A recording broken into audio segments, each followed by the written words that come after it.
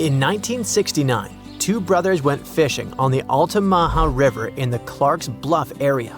They cast their fishing rods, ready to wait for some fish to bite their bait, but at that moment, they saw something strange. At first, they thought it was a sturgeon, but then they saw that the length of this sturgeon was about 13 feet, almost as tall as two basketball players. Of course, such a size didn't frighten the brothers because some species of sturgeon can reach a length of 24 feet, which is about 3.5 basketball players. Something else surprised them. The face of this creature resembled that of an alligator. The tail was horizontal. It had a triangular crest along its upper body and sharp metal-colored teeth protruding from its mouth. A creature that looked like a dinosaur was quite an unusual phenomenon for the time when Steven Spielberg was an aspiring young director and didn't even think about creating Jurassic Park. So, on that day in 1969, two brothers saw something elusive, like Bigfoot or the Loch Ness Monster. They saw a creature that had been the subject of stories for centuries, a creature that is being searched for even today. They met Altamaha-ha. This is a famous and narrow circles monster that lives near the mouth of the Altamaha River in southeastern Georgia. People from the Lower Muskogee Creek tribe talked about it long before the British colonization. In ancient times, there were legends about a snake-like lizard that bellowed and hissed. So this monster has already been elusive for several centuries. But do you know what distinguishes Altamaha-ha from Nessie, Chupacabra, and others? Yes, there are no bad quality photos or videos of Altamaha-ha, but there's a huge amount of evidence from different periods. For the locals, Altamaha-ha is so real that one artist created a detailed statue of this river beast. Of course, it's not accurate because it's based on eyewitness accounts. But you'll probably agree that it would be scary to see such a cute animal in the middle of the river while fishing.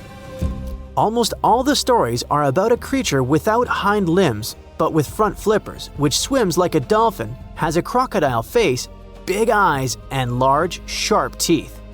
It's gray or green with a whitish-yellow belly and a bony crest on its crown. And most interestingly, people have seen this creature in different sizes. Of course, when you see an unknown dinosaur-like thing, you can exaggerate its size or estimate it incorrectly, which explains the difference in statements. But there's also a probability that Georgia is home to a big family of Altamaha-ha. One of the first people to see this creature and report it to a local newspaper was Captain Delano. On his schooner Eagle, he was sailing near St. Simon's Island, below the mouth of the Altamaha River, when he saw a creature about 70 feet long, which is almost twice the size of a school bus. Its body was like a barrel, and its head was like that of an alligator.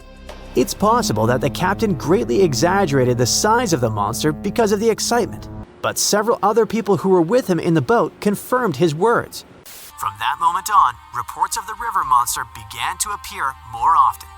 Someone saw it flashing along the river. Others saw how it behaved defensively towards people. And some people reported that Altamaha-ha was just basking in the sun. Just imagine its displeasure. Not only fishers met Altamaha-ha. In the 20s of the last century, lumberjacks were crossing the river and saw a huge snake-like monster. In 1935, a group of hunters saw a creature they called a giant snake. In the 1940s, Boy Scouts encountered a similar creature. And in the 1950s, two employees from Reedsville State Prison saw it. For so many years, people have been meeting it, and no one has ever managed to catch the monster. Perhaps it's smarter than it looks and always very careful. Maybe people are afraid to touch it. Perhaps they consider it a national treasure and protect it. But one day, there was a case when Altamaha-ha almost fell into a trap. In the summer of 1980, two men saw a monster wallowing on a muddy shore. It seemed like it was stuck and trying to get out. The witnesses said that the rough, dark-skinned creature had finally left the shore, dived into the water, and disappeared. Later that year, another man said he had seen something similar. A snake-like large creature with two brown humps protruding from the water. It dived into the water and churned the surface, like a boat while moving. Other witnesses catching crabs described altamaha-ha as the largest eel in the world. Okay, stop! Many saw it in the last century, but what about more recent news? Is the monster still alive? Oh yeah. In 2002, a man was pulling a boat upriver near the town of Brunswick when he noticed something large, 20 feet long and about 6.5 feet wide, breaking out of the water. In 2010, a photographer caught something strange on camera floating along a canal in the city of Darien. And these cases are just the ones we know about. Surely, many people have seen this thing but haven't talked about it in newspapers or on the internet. If you don't believe these stories, you can go to Darien, get on a boat, and ride along the river to see this monster with your own eyes. Yes, according to reports, this creature always tries to avoid people.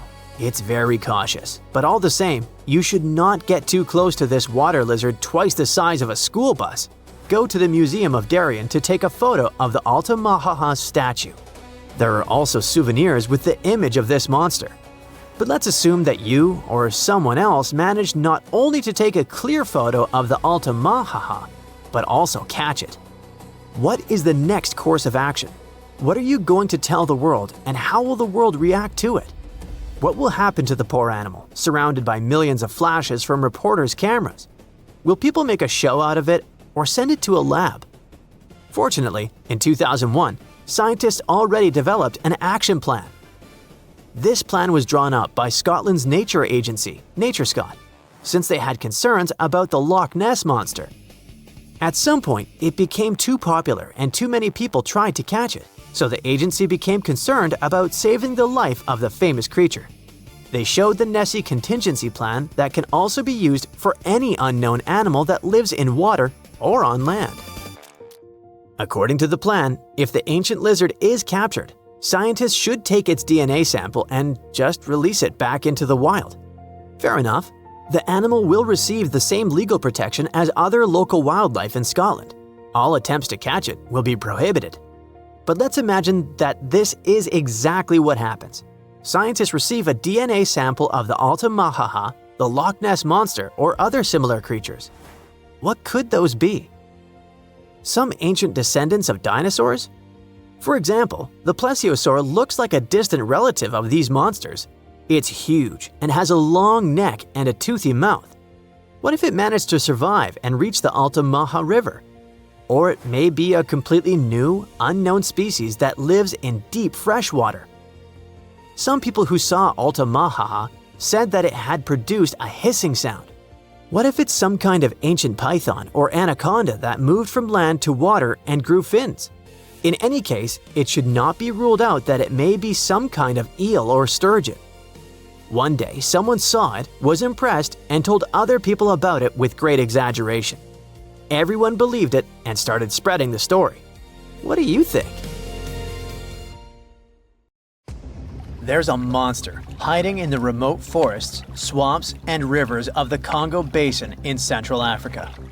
It has a long neck, looks like a dinosaur, and is the size of an elephant, or maybe a hippo at least. That's what people who claim to have seen it say. It should have gone extinct millions of years ago, but this Congo's version of the Loch Ness Monster somehow survived. This creature is the Mokele Mbembe, which means one who stops the flow of rivers, and more folks are saying they've seen it lately. European explorers first heard the stories of this creature from the people living near the Congo River in the early 1900s.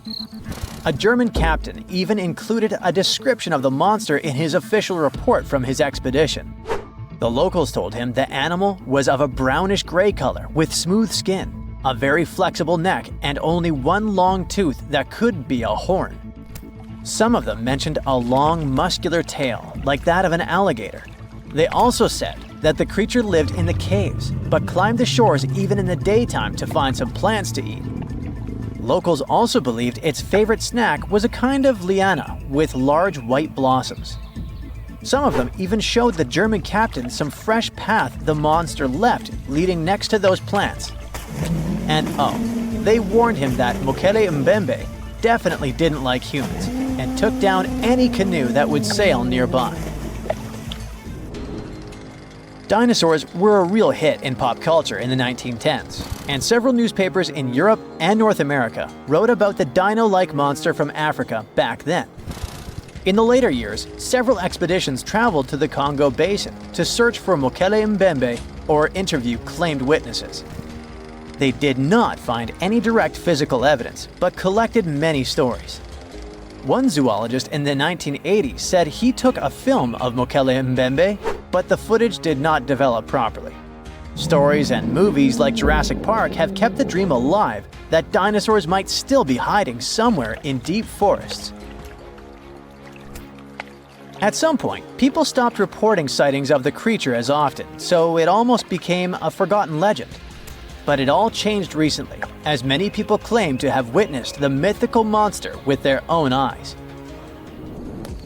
Cryptozoologists, those fans of mysterious creatures, believe it could be a dinosaur that, for some reason, didn't go extinct, related to a brachiosaurus or a diplodocus. This idea comes from how people describe seeing the creature, with a super long neck, a huge body, and a tiny head. They think it might have stayed hidden in the deep forests of Africa all this time. But scientists say that if it really were the last living dinosaur, we would have found some real proof by now, like a photo or bones or something showing it walking around the Congo Basin. Some expeditions that are trying to find proof the monster is real have even used sonar technology to scan the murky waters of Central African rivers and lakes in search of any large, unidentified creatures. Some people even narrowed down the monster's location to a specific remote lake, surrounded by untouched jungle in the swamps. So far, the search for evidence hasn't been successful. The explanation behind all the sightings of the Mokele Mbembe could be the changing ecosystem. More and more human settlements are moving into the huge Congo Basin rainforest. People aren't used to seeing large animals that live in the forest, so they believe they have witnessed the mysterious creature from their folklore.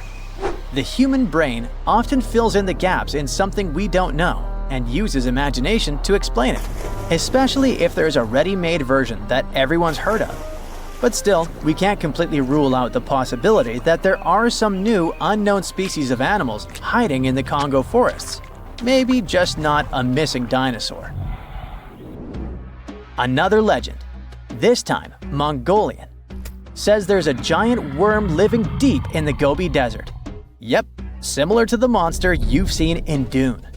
The creature, which is supposedly up to 6 feet long, can spit acid that could melt anything and shoot electricity. They say it spends most of its days hiding underneath the sandy dunes, but likes to come out during the wetter months of June and July. The people in the West first found out about the megaworm of the Gobi Desert thanks to an American paleontologist, Roy Chapman Andrews. This brave man was probably the inspiration for Indiana Jones. In 1926, he wrote about the creature in his book. At the meeting with Mongolian leaders, Andrews heard detailed descriptions of the creature, even though none of them had ever seen it themselves. One of them said it looked like a sausage that was about 2 feet long, with no head or legs. According to him, the worm was so poisonous that just touching it could instantly take your life, and it lived in the loneliest parts of the Gobi Desert. Andrews didn't think the creature was real, but he shared these stories again in another book. And then, stories of the monster spread around the world. In some of them, it's only 1 foot long. In others, it's as large as a human. Some say it looks like a snake, and some describe it as a caterpillar. Some people claim it has wings and can fly, and others think it could be a supernatural evil being without a body. The color of the creature also remains a subject of debate. It could be white-gray, brown, or even bright red. The stories of witnesses are probably so different because the creature doesn't even exist. In 1983, one scientist who was visiting the region heard that an old man had managed to finally catch the mysterious worm. He also found out there was a nest nearby and decided to risk it all and see it. But instead of a scary monster, there was a tartar sand boa inside. Luckily for the scientist, this snake is non-venomous, but it does have gray-brown scales and could match the description of the giant worm. When he showed it to the locals, supposedly, all of them said it was the monster they had seen. Big expeditions from America, Britain, and New Zealand came to the Gobi Desert to try and find the creature. Many other adventurers came from all around the world on their own, but found no evidence the monster was real. But many Mongolians are sure the death worm is no fantasy. If you don't believe there's a monster in the Gobi Desert, how about one in Lake Worth in Texas? According to local folklore, there's a part human, part goat creature with scales and long clawed fingers hiding there. It all started back in July 1969, when locals claimed to have spotted this mysterious creature roaming around. The newspapers loved the story and started reporting about new sightings. One article said that the monster jumped out of a tree and landed on some guy's car. Another report claimed that the Lake Worth monster decided to throw an automobile tire at a group of people. Someone even managed to take a photo of the creature, and the newspapers published it. Locals started flocking to the lake at night, hoping to catch a glimpse of the creature, but no one could find any evidence it was real after all. The author of the monster's photograph later said it was most likely someone's prank, because the creature really wanted to be seen.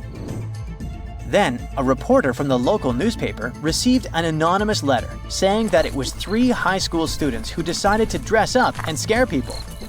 Even despite this, some cryptozoologists think it could have been an undiscovered primate species that walks on 2 legs. We don't know if the Worth monster is real, but it does one good thing and brings together the local community. Every year since 2009, they throw the Lake Worth Monster Bash.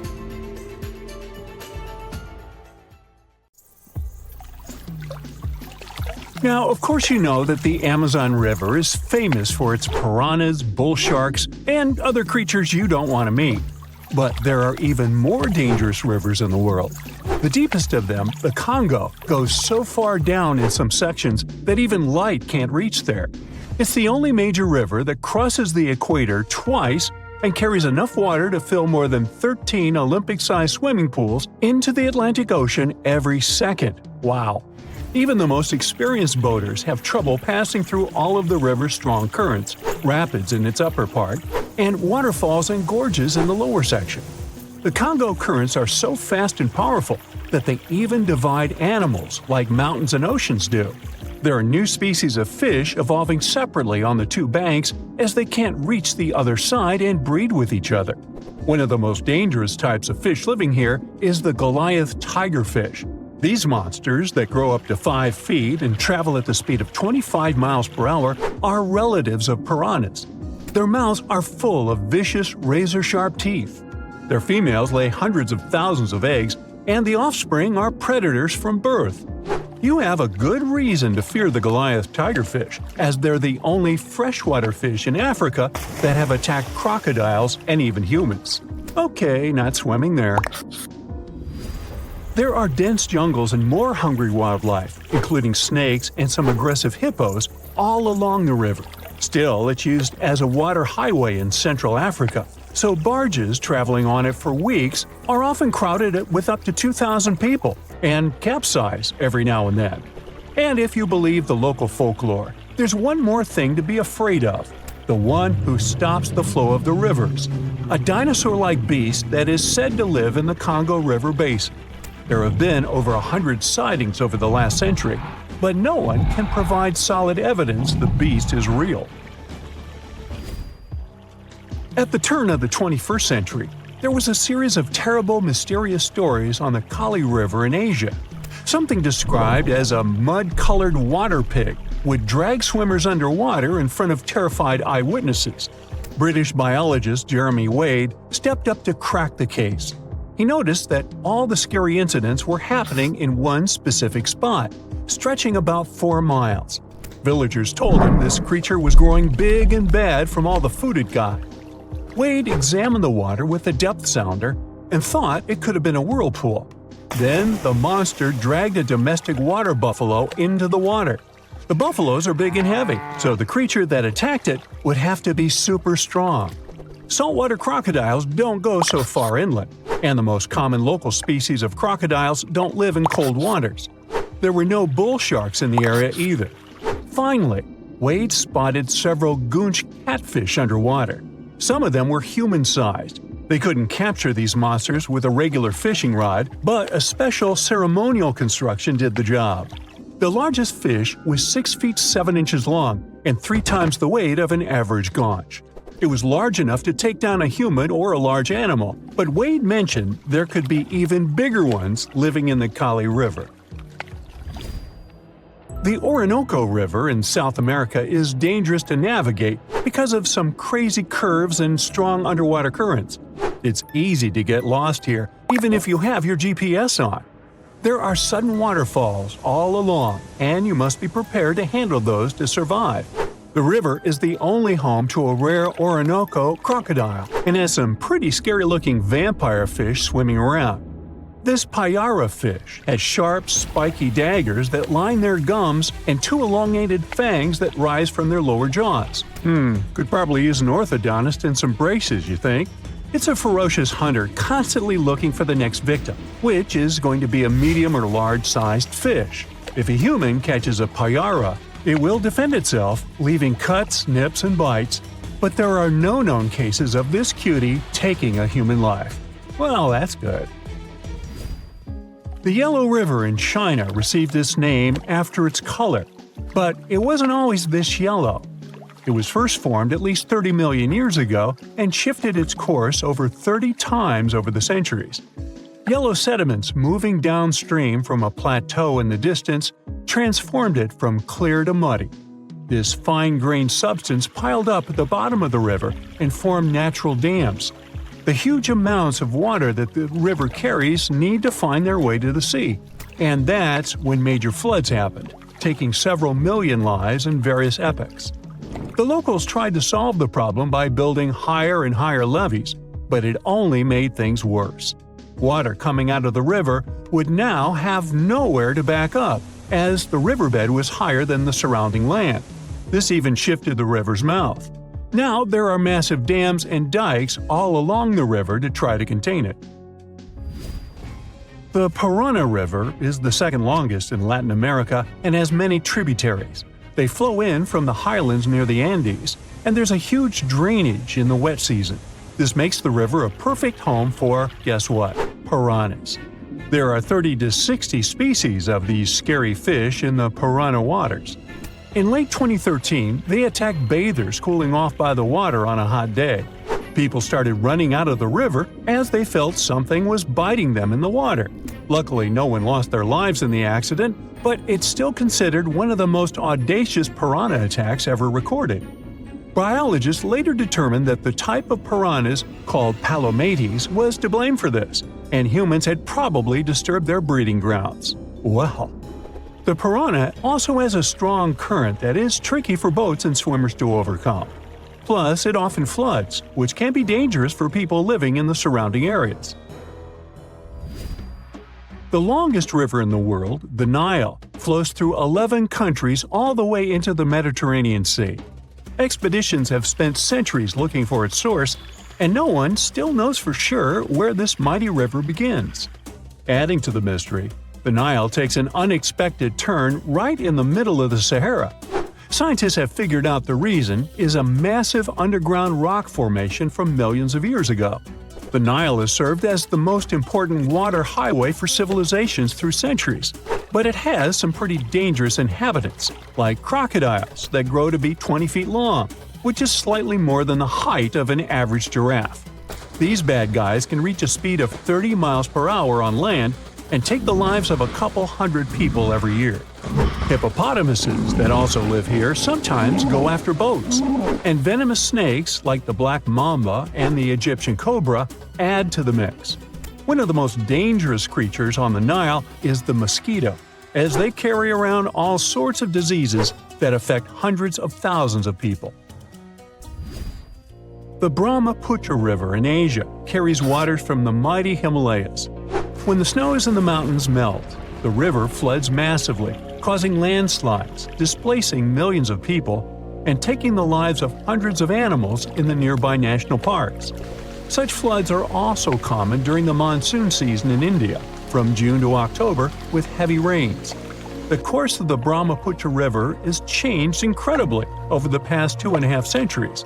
Erosion is another danger it's hiding.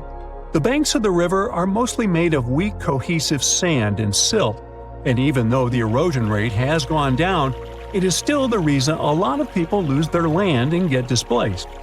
The Brahmaputra is one of the few rivers in the world that has a tidal bore. That's a strong tidal wave that pushes up the river against the current where a river empties into an ocean or sea. And there you have it. A pre-Christmas miracle happened near the mouth of South Africa's Chilumna River on December 22, 1938.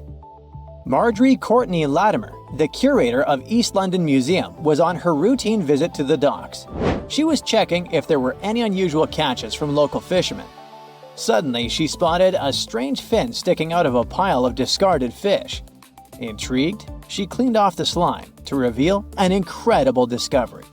A pale blue fish with silvery flecks, thin scales, and 4 fins that looked almost like limbs. And it was huge too, 5 feet long, weighing about 127 pounds.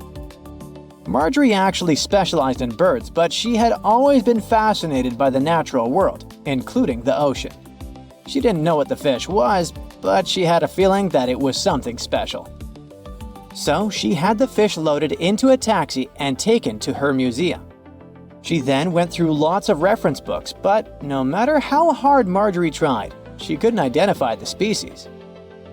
She decided to show it to the chairman of the museum's board, but he just dismissed it as a common rock cod. Marjorie didn't listen to him. The creature fascinated her so much that she kept studying it, and even tried to preserve it by having it taxidermied, although she couldn't save the organs. Desperate for answers, she reached out to a fish expert, J.L.B. Smith. But tough luck, he was away at that moment. When Smith finally saw the drawing, he got instantly intrigued. By January, he finally wrote the response to Marjorie, saying the fish was giving him sleepless nights. He was eager to see it in person. On February 16, when he finally arrived at the museum and laid eyes on the fish, he was stunned. Suddenly, it dawned on him that he was looking at a coelacanth, a species believed to have gone extinct 66 million years ago. This made it a Lazarus species, an extinct species that reappears after a long absence in the fossil record. It was like seeing a fossil come to life. Scientists thought that this creature had vanished with the dinosaurs. Thanks to Marjorie's persistence, this became one of the most remarkable biological finds of the 20th century. The entire genus Latimeria was named in her honor. Turns out, fish was vibing in the deep ocean waters, completely unbothered by an asteroid strike for millions of years. Today, at least 2 species of coelacanth are known to exist. Both come from this ancient lineage that survived the test of time. They mostly live in the Indian Ocean, with some chilling around Indonesia here and there. Coelacanths look and behave very differently from other fish. Their creepy fins actually move in a way similar to how human arms and legs move. They also have a special joint in their skull that lets them raise a part of their head while feeding. That's because they're related to tetrapods, those guys that were the first to step out of the waters to the land. Michael Smith is a British naturalist. On July 2018, he was exploring the remote Wandiwoi mountain range in Papua, Indonesia. He was there to search for rare, pretty flowers called rhododendrons, but he accidentally took a photo of a funky-looking creature. Smith got very curious about this animal. He then returned for another expedition, this time with a local guide. He spent 10 tough days searching high in the mountains. The terrain was harsh, with constant rain, slippery ground, and leeches crawling into their boots. When they were already exhausted and close to giving up, the miracle happened. The team finally spotted and snapped a picture of the animal. This cute thing turned out to be the Wandiwoi tree kangaroo, the one thought to be extinct for 90 years. The first time it was discovered was 1928. It's a sad story. A biologist spotted it while studying the area, and this was the first and the last time we saw that animal. But as it turned out, it wasn't extinct at all. It's just a very elusive and sneaky creature. This marsupial lives in small, isolated, steep and misty forests. Very few people venture there, all because of the reasons we mentioned: the rugged terrain, dense bamboo thickets, lack of water. Even the local hunters had never seen one. They're super cute with their round face, reddish fur, and appearance that looks like a mix of a monkey and a bear. It's a weird type of kangaroo that jumps on the trees, not the land. When Michael Smith rediscovered it, he immediately contacted experts, including a specialist on tree kangaroos. The discovery was confirmed. Even though it's still hard to catch these creatures in the wild, they're still a mystery to science, and scientists try to protect the species. In 1996, researchers from the Wildlife Conservation Society were walking around the meat market in Thakek, Laos. Suddenly, they spotted a bunch of weird rats. Yeah, it may seem to be a common thing for a market, but those were no simple rats at all. At first, they thought it was a new species. They called this new rodent the Laotian rock rat. This animal was so different from other rodents that biologists wanted to place it in its own family. But in 2006, Mary Dawson and her team challenged this idea. They suggested that the Laotian rock rat might actually belong to an ancient family of rodents, the ones that were believed to have been extinct for 11 million years. In the same year, scientists finally captured and documented a live specimen. And guess what? Those were indeed those ancient rats. They didn't go extinct. They just preferred to avoid the spotlight and decided to go vibe in the limestone karsts of Laos and a small part of Vietnam. Turns out, the locals were even familiar with the rodent, regularly trapping it for food. Right, that must be the true reason for their hermit lifestyle. Now, these guys are a huge interest for scientists and are being studied carefully. In 2019, some scientists went on a joint expedition on Fernandina Island in the Galapagos archipelago. During the expedition, the team started noticing weird things: tracks, scat, and claw marks on trees. By following them, they suddenly discovered the culprit: a mysterious turtle that was sitting on a high elevation on the volcanic island. It was a lone female tortoise. They nicknamed her Fernanda. That's because they recognized her as a Fernandina giant tortoise, a species that was thought to have been extinct for 112 years. The last time we've ever seen this species was in 1906, when scientists found a male tortoise and sent it to the California Academy of Sciences. They thought that volcanic eruptions and extensive hunting caused the species to completely disappear. This was a huge deal. It provided hope for the survival of the Fernandina giant tortoise. Park rangers said that they saw signs of at least 2 other tortoises, so maybe they'll be able to find them soon. The Galapagos Conservancy has launched fundraising efforts to support further expeditions. In July of 2007, Luis Enrique Minguez was hiking in La Palma, a small island in the Canary Islands. He's a researcher in the Institute of Ecology and Conservation. While he was walking through the northeastern part of the island, he spotted an interesting lizard. The lizard was almost 12 inches long. He saw it near a forest trail, about 147 feet above sea level. Minguez took a photo of the lizard and shared it with his buddy researchers.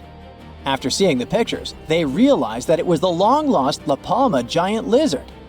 This species was presumed to be extinct for centuries. They thought that it disappeared within the last 500 years due to being hunted by cats and habitat destruction. Unfortunately, even though they were super hyped up at first, things didn't go so well next time. They did some follow-up expeditions in October of 2007, and then some more, but they couldn't spot the lizard anywhere again since then. The lizard probably lived in very high and dry spots of the island. Researchers hope to discover at least some of the lizards in the future and help them thrive once again. It's the first day of your long-awaited trip to the Amazon forest. You flew all the way to South America. More specifically, you landed in the city of Manaus. It's the heart of the Brazilian Amazon. So far you've traveled by air, car, and now water. You are on a tiny boat moving through the dark waters of the Amazon River. Yes, the river is also called the Amazon. And just FYI, it's the second longest river in the world. It loses only to the Nile River in Egypt. The Amazon sprawls for an impressive 2,700 square miles, beginning in Peru and ending only when it meets the Atlantic Ocean off the coast of Brazil. To get a closer look at the forest, you decide to start by exploring it by boat. First up, you watch some piranha fishing. You can even try to catch one yourself if you like. As you may know, piranhas are carnivorous fish that inhabit the Amazon River, so it might not be your best option to go swimming in these waters. One of the most emblematic species of alligators present in the Amazon River basin is the broad-snouted caiman. It looks pretty much like a regular alligator, except for the fact that it has a yellow chin. Your guide leaves the boat and searches the water to show you a caiman up close. He also tells you of another legendary creature that lives in the dark waters of the river, the pink dolphin. Lucky you get to witness a family of pink dolphins showing their fins near your boat. They look magical from the place where you're sitting. You've probably never known dolphins can be pink, huh? After a few mesmerizing moments, you discover that the dolphin's pink color is nothing but an illusion. The animals are originally pinkish-gray, but due to the brown colors of the Amazon River, they look vivid pink when you stare at them from above. Your guide tells you that the pink dolphin is a central character of Brazilian folklore. Locals believe that the pink dolphins can turn into humans and wander off into towns at night.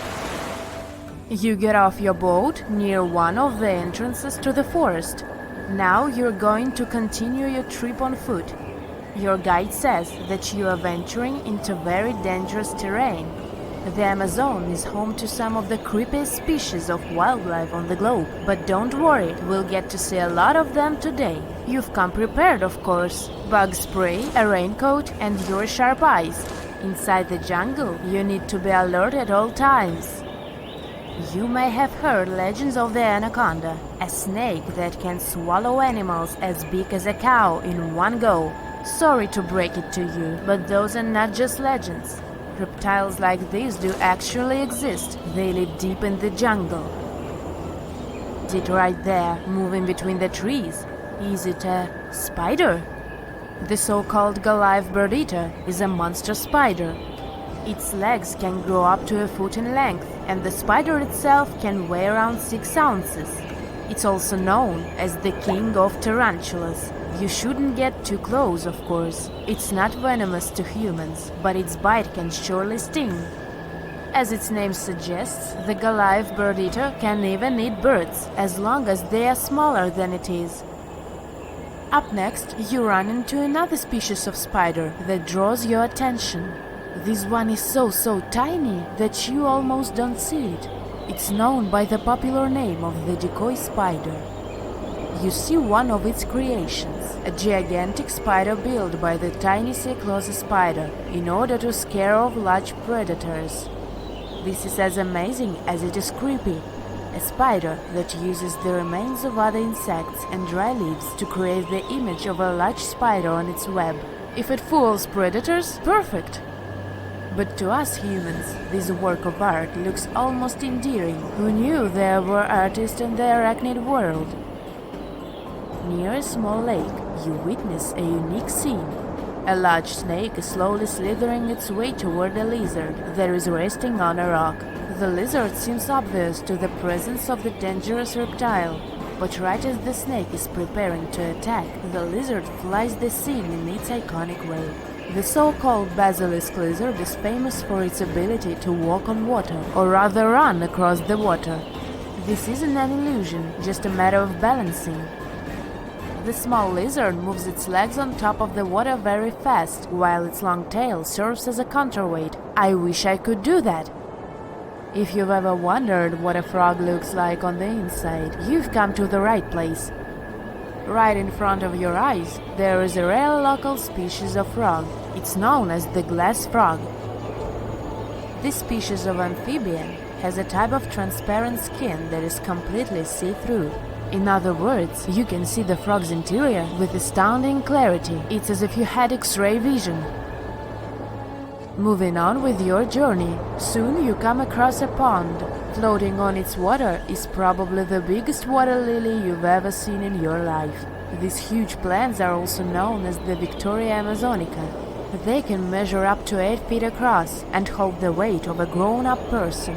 But I wouldn't recommend trying to climb on it if I were you. Just cause, you know, it's the Amazon forest we're talking about. The wildlife here is amazing, but the forest itself is also a sight. There are over 80,000 species of plants and trees grown in the Amazon rainforest. In fact, you can find 10% of all the world's wildlife in this jungle. An estimated 400 billion trees grow on the gigantic area the forest occupies. Of course, this place is bound to be biodiverse, right? You won't be able to witness this phenomenon during your trip, but your guide tells you about a unique species of tree that is famous for being able to walk. Yep, you've heard correctly. There are walking trees in the Amazon rainforest. They don't have legs or anything like that, but they do move around in search of better lighting conditions. The Amazon canopy is so thick that only 1% of sunlight can reach the forest floor. Because of this, some trees end up getting less sunlight than others. The so-called walking palm trees seem to be adapted to this situation. They grow new roots, which helps them move for 1 to 2 inches per day. They can walk up to 65 feet per year. Maybe that's what inspired John Ronald Reuel Tolkien to create ants, huh? Those are pretty similar tree beings that roam freely around the world. I kid you not, it's not only wildlife that inhabits the Amazon. Actually, over 30 million people live in the forest. And there are also ancient settlements that scientists believe to have been thriving there. And I'm not talking about El Dorado, that's just a myth. But in 2018, a groundbreaking study showed that up to 1 million people probably inhabited the Amazon. Between 1,250 and 1,500 CE. Can you imagine that? Working alongside local indigenous people, researchers from the University of Florida found several mounds in the Amazon. Besides these mounds, they also discovered interesting ditches and geoglyphs. After mapping all of these recurring mounds, scientists understood that this was a sign of an ancient settlement. They found remnants of carefully designed walls centered around plazas. This could only mean that these ancient cities were big and could host hundreds of thousands of people. These findings brought back the idea that the Amazon could have been home to thriving civilizations way before the Europeans arrived there. But rather than cities drenched in gold, they were simply well-developed agricultural societies.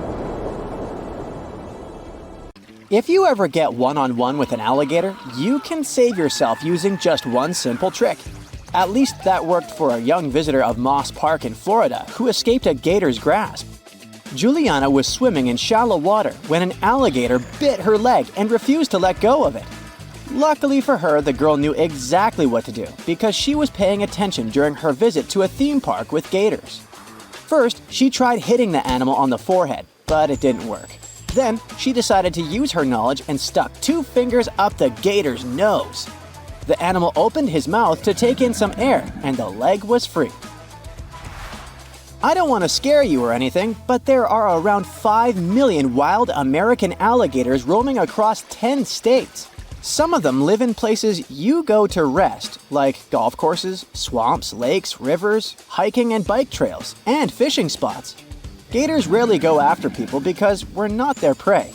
Dogs and horses do it way more often, but they have a reputation as ambush predators, and every attack goes viral. The best you can do to survive a rare gator attack is to avoid it. Keep an eye out for a few signs that gators might be somewhere nearby. They love catching some rays, so if you spot some logs or banks where the sun's hitting just right, there might be a gator chilling there. Sometimes they're sneaky about it, with just their eyes and snouts poking out of the water while they soak up the sunshine. And when they decide to dip back into the water, they slide in without a single splash. Sneaky gators.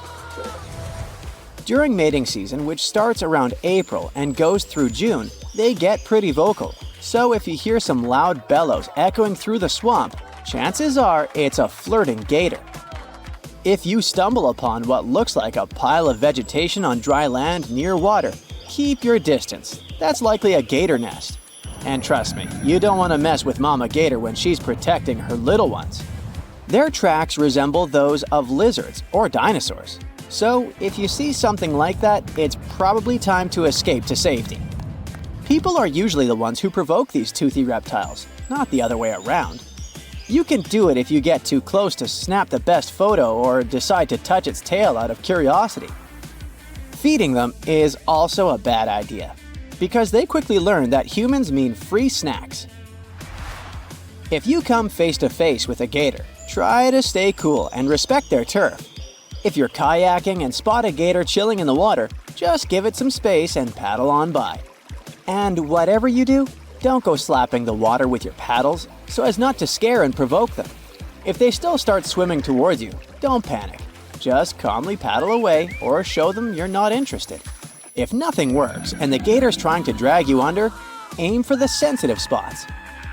Crocs and gators are famous for their tough hides and armored bodies. But it turns out they have little pigmented spots scattered all over their skin. They're packed with touch sensors, making them super sensitive to pressure and vibrations. Even more sensitive than our fingertips, believe it or not. Scientists have several ideas about what these spots are for. Some think they might be little cleaning stations, secreting oils to keep the critters fresh.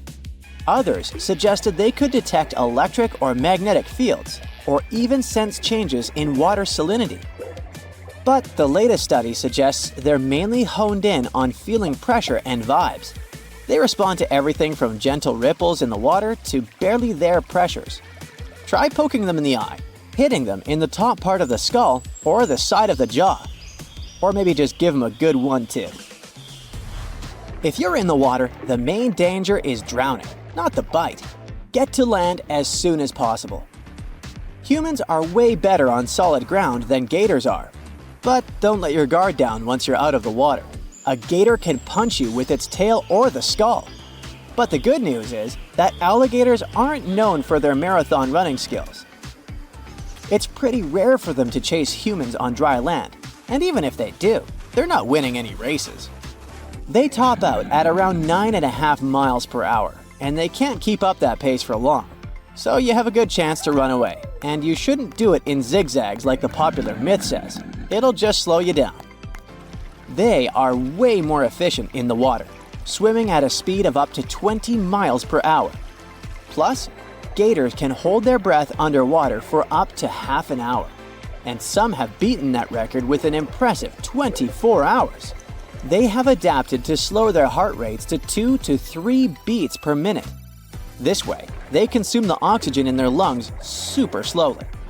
They have their eyes smartly placed on the tops of their heads so they can see what's up above the water while hiding in it, kinda like a periscope. But not all is lost for you. If you can sneak up behind the gator without setting off its attack mode, you can clamp its jaws shut with some pressure. Even though their bite is no joke, they struggle to open their mouths when you're holding them tight. You can even flip that bad boy onto its back and send it into a chill mode. Try jamming something into the back of a gator's mouth. It should cause a gag reflex. If you can't pull any of these tricks, try making as much noise as you can. You might scare away the gator, and you'll let other people nearby know you are in trouble, so they can call 911 for help. If someone wants to save you, they have more chances of doing it on the ground, so they should never jump in the water to rescue you. All this works for alligators, but might not work for crocodiles. The first way to tell the difference between them is to check out their snouts. Gators have short, stubby ones with rounded ends, like a wide U shape. Crocs sport longer, skinnier snouts that taper into a point, more like a sharp V shape. Take a peek at their teeth. When gators close their mouth, you'll see their top teeth sticking out, mostly downward. Crocodile teeth are more evenly matched, with some pointing up and some down. Gators are freshwater fans, so they live in ponds, swamps, and lakes.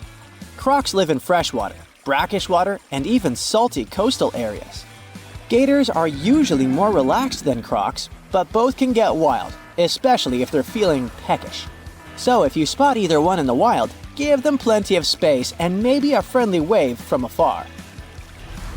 Despite all the obvious risks, some people still think it's cool to have an alligator as a pet, although it's mostly illegal.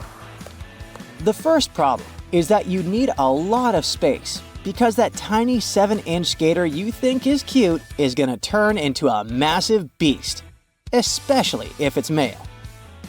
A gator has 80 teeth in its mouth and muscles that can crush bones with over 3,000 pounds of force.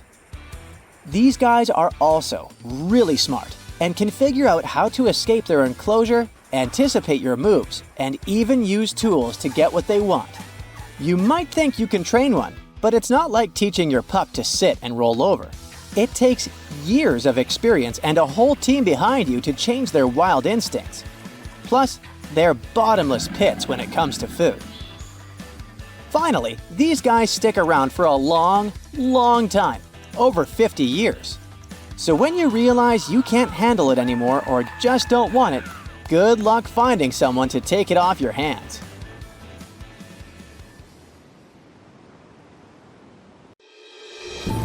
Guam is not like any other island. It should be, from the looks of it, a peaceful green paradise in the vast blue of the Pacific. But something happened here that changed this place forever. Guam was invaded by awful little creatures, millions of them. Ecologists can't catch a break in this place.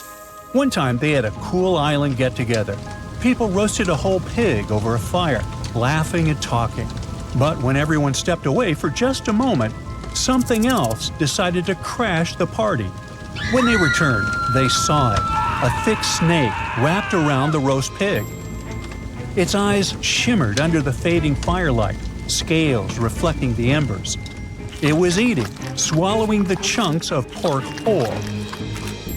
A brown tree snake. This creature wasn't supposed to be here in the first place. It's an invasive species. It crept onto a cargo ship back in the 1940s, and in the years that followed, it couldn't stop bothering the island's true inhabitants, the birds. Guam was once a paradise of chirping, singing life. Its forests were home to 12 species of birds, so the air was always filled with beautiful whistles and calls. That is, until the snakes came. They slithered through the trees, finding nests, devouring eggs, and wiping out entire generations before they could even hatch. And in just 40 years, the jungle fell silent. Out of the 12 bird species, 10 are completely extinct. The last 2 are barely clinging on.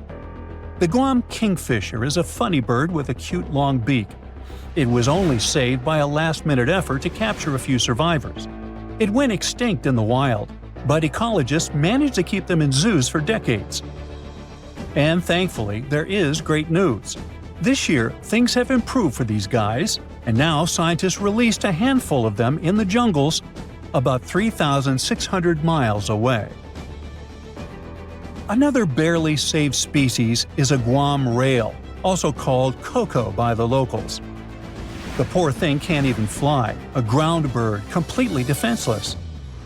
Thankfully, people relocated these guys on other islands and helped them make it. But the true horror of the brown tree snake wasn't just its hunger, it was its stubbornness. Now, most predators only eat what they need, but brown tree snakes, they stop at nothing. These guys have zero chill. They'll go for animals that are too big for them to swallow. They'll try to eat random stuff like trash. And if they realize that they literally took a bigger chunk than they could bite, they'll just leave the leftovers to rot. It's horrifying. When researchers were trying to understand why the birds were disappearing suddenly, they gave them tiny radio transmitters to track their movements. But every time scientists went to check on tagged birds, they kept finding the tracking signals inside the snakes, or in bodies left by the snakes. Oh, and now these snakes have nothing to eat. Millions of them. You'd think they'd just give up, but nope, they decided to change their diet. Rats, lizards, garbage, each other. Yep, these guys aren't picky. What's even crazier is that it was just the beginning. Birds aren't just there to sing pretty songs. They eat things like bugs and help keep nature in balance. And when they disappear, you can tell because something starts taking their place. Spiders. Guam's spider population absolutely exploded. The place is drowning in silky webs and creepy little legs. Especially the banana spiders. Giant golden-bellied creatures that build sprawling webs bigger than anything seen on other islands. Or the huntsman spiders, the size of a human hand. Like the name hints, they chase their prey down the island, skittering across the jungle floor, and use fangs to inject venom quickly. Tiny Argyle Road spiders are also lurking among them. These are sneaky little thieves that steal food from their much bigger neighbors. Sometimes they even eat those neighbors.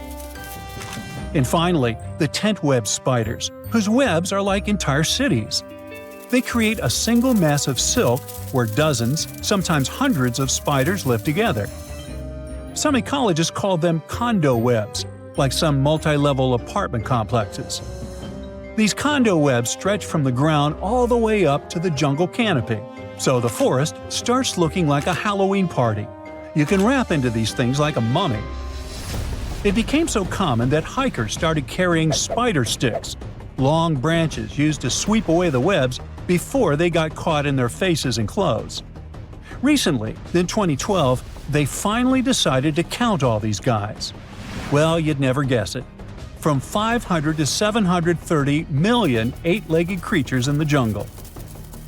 The island has 40 times more of them than other places nearby, like islands of Rota, Tinian, and Saipan combined.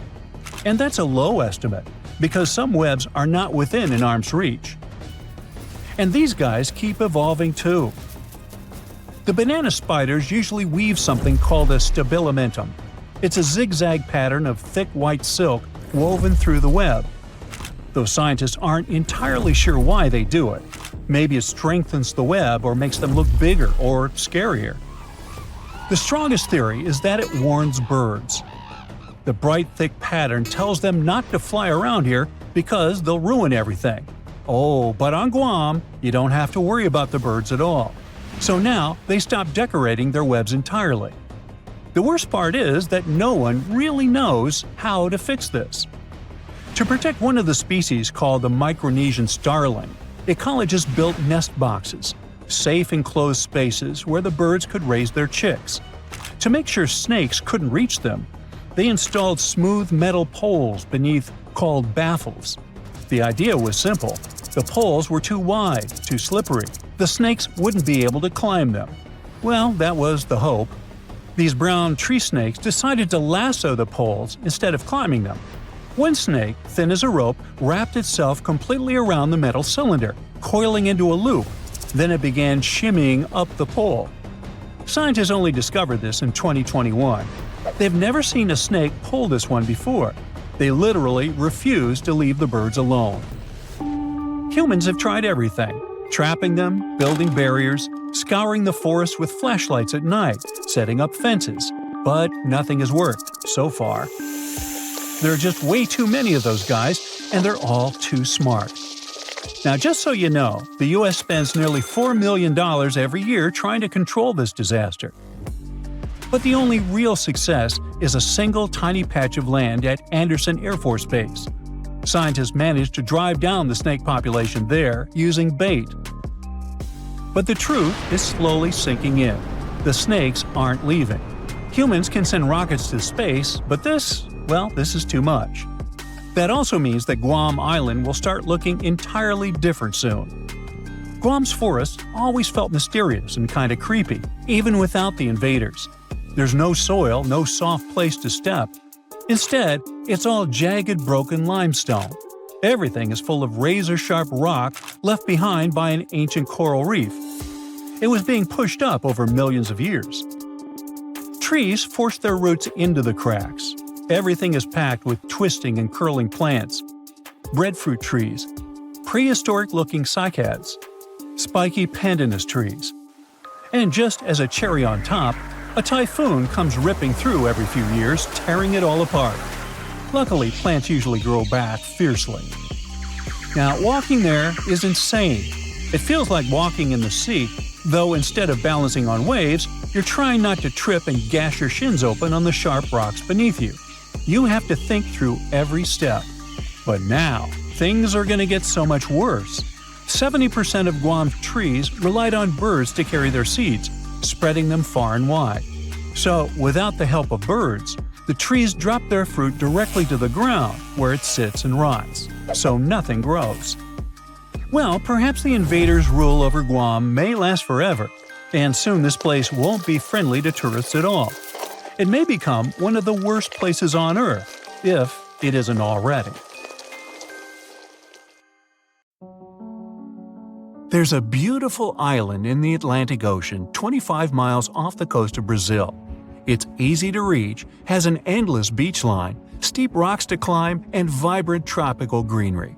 Yet there isn't a single hotel here, no one's hiking on all those rocks, no one's watching sunsets by the ocean, and you'll never see kids build sandcastles on the beach. People left this island a long time ago and will unlikely ever come back to live here. It's been long since taken over by creatures you'd rather never meet. Ilha da Queimada Grande has the highest concentration of venomous snakes in the world. It's the only natural habitat of the golden lancehead viper, one of the most dangerous snakes on the planet. Somewhere between 2,000 and 4,000 of these critters live here. They say you're never more than 3 feet away from meeting one of them on the island. They're like life insurance salesmen. Lancehead vipers have venom that's 3 to 5 times stronger than that of their closest mainland relatives. Evolution helped them to develop it to keep them properly fed. Their only prey is birds that visit the island to rest. Lanceheads have to slither up the rocks for lunch and can't wait and trace those birds like other snakes. So they developed a super venom that works almost instantly. One legend says the snakes ended up in the middle of the ocean thanks to pirates. They were looking for a good place to hide their booty, their gold. The island was a perfect match. They also needed something to protect their treasures from any invaders. So they brought some snakes, and those multiplied quickly. A more realistic explanation involves not humans, but rising sea levels. Snake Island used to be part of the Brazilian mainland, but the sea isolated it from the rest of the country around 11,000 years ago. The snakes that ended up on that island were able to spread and thrive because they had no predators to bother them. And when people tried to, let's just say it didn't end well. Another island legend is about a fisherman who came here to pick bananas. He didn't expect he'd have the company of venomous snakes, and they were ecstatic about a new item on the menu. The fisherman ran for his life back to the water, but had been bitten before he managed to jump into his boat. A couple days later, his boat was found, but he didn't make it through the journey. Snake Island has long been uninhabited, but it used to have a human population for a few years, from 1909 to 1920. It was the lighthouse keeper, his wife, and 3 kids. Their task was not to let people on the island. According to another legend, one night snakes got inside their house through the windows. The parents grabbed their kids and tried to escape to the boat. Sadly, the snakes were faster. No one of the family had survived that visit. The lighthouse has been automated. Now the Navy visit it regularly to check if it's in order and keep visitors away from the island. It's both for the safety of people and for the good of snakes that are a critically endangered species. Some of those people are tourists looking for adventures. Others are smugglers that capture and sell lanceheads for $10,000 to $30,000. Animal collectors and scientists are willing to pay that price. There are rumors that the venom helps cure heart conditions. In the past, someone tried to set the island on fire to get rid of the snakes altogether and clear the land for agriculture. But the snakes have an important mission.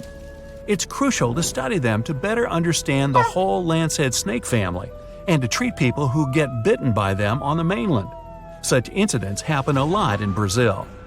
If you really want to visit the island, you have to be one of those biologists or researchers who use it as a real-life lab to study the golden lanceheads. You must go through a lot of paperwork and get an official permission for a visit. There will also always be a doctor in the group to help others if something goes wrong, and Navy officers to make it safe. Elsewhere, there are places where people do survive alongside snakes. Musambo Island on Lake Victoria in Uganda is home to 2,000 snakes and less than 100 people. That's a ratio of over 20 snakes per person. Rock pythons, cobras, vipers. You can find those even in people's houses. Sometimes they share beds with the locals. They believe the island is home to many kinds of spirits that have transformed into snakes. The people are just guests here, and they must never ever hurt those snakes. Even if you find a cobra under your pillow, you aren't supposed to scream for help. You'll scare away good luck. And if you hurt a snake, well, prepare to pack your bags and leave the island for good. There are also monitor lizards on the island. The snakes live in peace with them and the locals. They feed mainly on bird eggs and won't attack you first. The real danger of North Sentinel Island isn't the snakes, it's the people. The island, about the size of Manhattan and surrounded by corals, is home to one of the most isolated tribes on the planet, the Sentinelese. They're a hunter-gatherer society that doesn't welcome any strangers at all. The only safe outside visit took place in 1967. Based on what they saw back then, anthropologists guess there could be anywhere between 50 and a couple hundred people living on the island. No one else in the world speaks or understands their language. Another dangerous place is Makajima Island in Japan, south of Tokyo. It's famous for the active volcano it sits on. There have been 6 eruptions in the last century alone. Poisonous gas has been leaking through the ground ever since the latest incident in 2000. For years, all residents and tourists had to carry gas masks at all times when on the island. When the siren went off, it was a sign to put it on immediately. It meant the sulfur levels in the air had dangerously risen. Luckily, it's been years since the gas masks were necessary. Volcanic activity made Lake Kivu in Africa a dangerous place as well. It sits exactly where tectonic plates are slowly moving away from one another. It makes the Earth's crust thinner and the volcanoes more active. That's why there are hot springs under Kivu that send hot water, carbon dioxide, and methane into the lake. Microorganisms that live in the lake generate more methane. All these gases remain in the water because the lake is really deep. This mix is denser than regular lake water, so the lake has unusual layers. Kivu is dangerous because all the gases trapped in it could find a way out. That would be a disaster. Saba is a tiny Caribbean island that's seen more storms in the last 150 years than any other place in the world. There were over 60 big hurricanes, 15 Category 3 storms, and 7 Category 5 ones, the most destructive a hurricane can get. If you want to try your luck, visit in winter. You'll be less likely to witness a storm, but landing will still tickle your nerves. Saba also happens to have one of the shortest and most dangerous runways on the planet, stuck between 2 rocky ridges. Bouvet Island is the loneliest and most remote one in the world. The nearest piece of land is 1,000 miles north, and the Antarctic coast is 1,100 miles to the south. Fewer than 100 people have ever been here, mostly scientists that used to work at a research station. If you decided to travel there, the journey would take days. If something went wrong, there would be no one to save you in time. Plus, 93% of the island is covered with a glacier, and there's just one appropriate place to moor a boat. Hey, sounds like fun! Sign me up! Not. Mount Washington in the US gets way more visitors, but not everyone comes back safely. It's known as the most dangerous small mountain on the planet. The winds here are the fastest on the surface of the Earth, reaching 200 miles per hour. Hey, let's go fly a kite, huh? Freezing temperatures and heavy snowfalls don't help the ascent either. Hikers are often steered away from trails and roads. Even if you do make it to the top, you'll experience overloads like on the peak of Mount Everest. Well, there you are. The sun is scorching, you're thirsty. All you can think about is water and ancient bones under your feet. You're wandering through the Sahara, the largest hot desert on Earth. Right now, you're crossing a stretch of sand called Whale Valley. And all over these 75 square miles of land, fossils cover the ground so thickly that you can't help but step on them. Paleontologist Hesham Salam says it's an unusual picture in this place. The bones are poking right out of the cliffs, as if they're calling to you to come check them out. You can spot ribs scattered all over the place. Look at these vertebrae. They're giant. Ooh, the creature they once belonged to must have been up to 65 feet long. The fossils show that the animal had a streamlined body like today's whale, but still had features like hind legs and feet. For scientists, it means a very exciting thing. They might have discovered a fully intact skeleton of a prehistoric whale. It was an animal that lived in this area when Egypt was underwater. You see, today, the Valley of the Whales is the world's largest ancient whale graveyard. You're likely wondering what marine animals are doing in a desert more than 100 miles away from the nearest coast. Well, millions of years ago, this desert was at the bottom of a massive ocean called the Tethys, which stretched from Europe to India. When sea levels dropped, the ocean left behind a seabed covered with fossils. And today, the fossils of some of the earliest known whales rest here, which gives researchers a peek into how today's massive ocean whales may have evolved. The fossils here are super detailed, even with some stomach contents still intact. Uh-oh. Scientists have also found fossils of ancient sharks, crocodiles, and turtles, helping to recreate what this marine world looked like millions of years ago. Now, the first whale bones were discovered in 1902, but it wasn't until the 1980s that people really started to explore the area, only when access to this area became better. Sadly, some fossils had been taken away by collectors before the site turned into a protected area. Most of the fossils are just under the surface, slowly revealed by erosion. Whale Valley gives us an amazing glimpse into millions of years of ancient coastal marine life. But let's move further. Ancient whale fossils aren't the only discovery you're going to make today. For over 150 years, scientists have been puzzled by a strange creature that lived millions of years ago. But now, thanks to some amazing fossils found in Morocco, they've finally figured it out. Look at them. These creatures are called blah blah blah. Nah, I'm kidding. Stylophorans. They look like flattened armor with a long arm sticking out. Researchers discovered these creatures in 2014 and were shocked. The fossils dated back around 478 million years. They found around 450 specimens, and to their surprise, some even had soft tissues preserved, which is super rare. Before this, they only knew stylophorans from their hard parts. Originally, scientists thought these creatures were good old echinoderms, animals like sea urchins and starfish. But new discoveries prove that they had a core body and feeding arm similar to modern starfish, complete with a water vascular system to help them move and eat.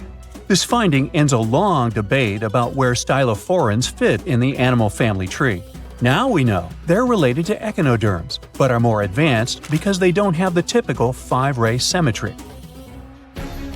Ooh, come here and look at this giant fossil. It was found in the Sahara and gave scientists new insights into the Spinosaurus, the largest carnivorous dinosaur we know about.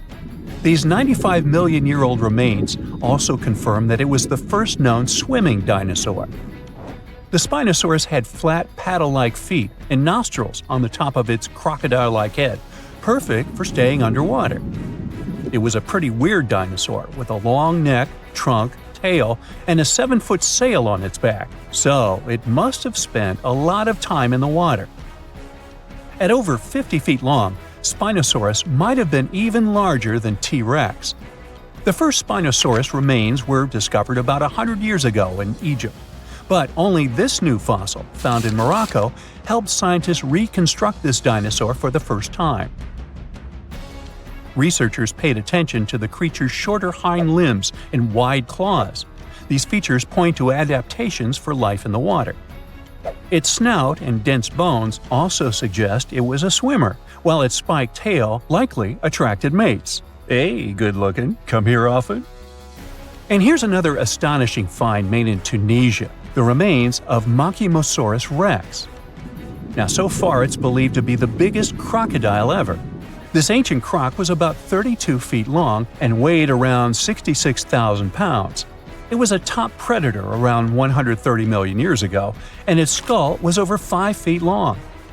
Now, this discovery is a big deal because it shows that these crocs stuck around longer than we thought.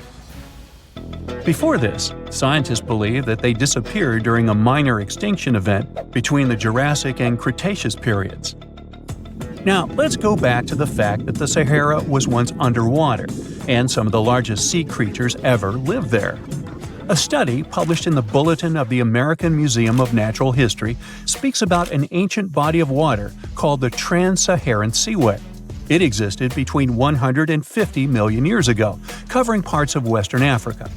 Scientists spent 2 decades trying to recreate this prehistoric underwater world. They found it was warm and shallow, home to some pretty terrifying creatures, including 5-foot-long catfish and 40-foot-long sea snakes. Yikes! The seaway was cut off from larger oceans for long stretches, which may have helped these predators grow larger because resources were always available.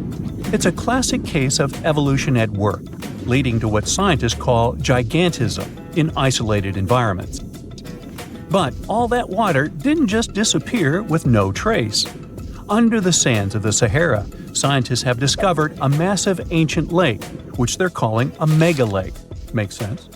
This lake formed around 250,000 years ago when the Nile River flooded the eastern Sahara. At its biggest, this lake covered over 42,000 square miles. It's about half as big as Kansas. They also found evidence of a smaller lake, 93 miles west of the Nile, at a slightly lower level and covering 18,600 square miles. All of this adds to growing evidence that once, North Africa had many lakes that might have created migration routes, helping early humans move across the continent. Now, in the Sahara, you can find not only fossils of bizarre animals.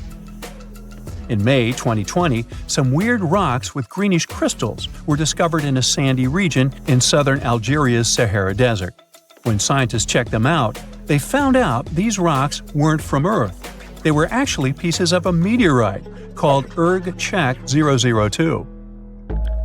This meteorite is super old, like the oldest volcanic rock ever found. It melted ages ago in the fiery heart of an ancient protoplanet that no longer exists. Researchers had recently published a study in Nature Communications, revealing that they have analyzed lead and uranium isotopes in Erg-Czech 002 and found out it's more than 4.5 billion years old. Another cool discovery made in the Sahara is quite unexpected. A few years ago, scientists found what they think are the world's oldest colors, and they're bright pink. These pigments were uncovered from rocks that are around 1.1 billion years old in the Sahara Desert. The colors came from microscopic organisms, as animals didn't exist back then. The discovery was made by a PhD student who crushed the ancient rocks and analyzed the pigments. These pink pigments are actually ancient chlorophyll from photosynthetic organisms that lived in an ocean that's long gone. Researchers are now sure that this finding could help explain why larger, complex creatures showed up much later in Earth's history. Before these colors were discovered, scientists didn't know what was missing in the food chain that delayed the evolution of larger animals. Now they understand that tiny cyanobacteria were at the bottom of that chain. Apparently, this discovery is not just about finding some old pink stuff. Scientists believe it's a breakthrough in understanding the history of life on Earth. This is Lolong, the largest crocodile ever found, stretching about 20 feet long. Now, imagine living in a world full of Lolongs, only with longer legs and the ability to run on land like a greyhound. It sounds like a nightmare monster, but she was real. Fossils of giant crocodile-like creatures were discovered back in the 1930s, and now scientists have found that these beasts once roamed and dominated lands far bigger than they imagined. We're talking about the cebicids. They're a family of prehistoric crocodiles that once ruled South America, especially in what is now Argentina, Brazil, and Bolivia. And scientists discovered that these ancient predators were huge. Some species may have grown up to 20 feet long. Now, to give you an idea of how big that is, well, that would be you, and that would be her. Yeah, good luck outrunning that. Oh, by the way, they wouldn't be slithering in the water. They'd be walking right beside you. And that's actually the biggest difference between them and their crocodile relatives. Most cebicid species lived entirely on land. They were like lions, powerful, moving on all fours, but with tough crocodile-like skin. That image alone is already terrifying. But it gets worse when you figure these guys were fierce predators and we could have easily ended up as part of their dinner.